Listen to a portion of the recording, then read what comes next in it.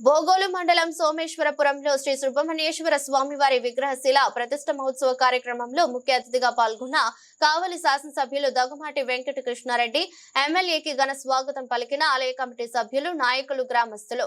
స్వామివారి ప్రత్యేక పూజా కార్యక్రమంలో పాల్గొన్న ఎమ్మెల్యే. Program videos MLA.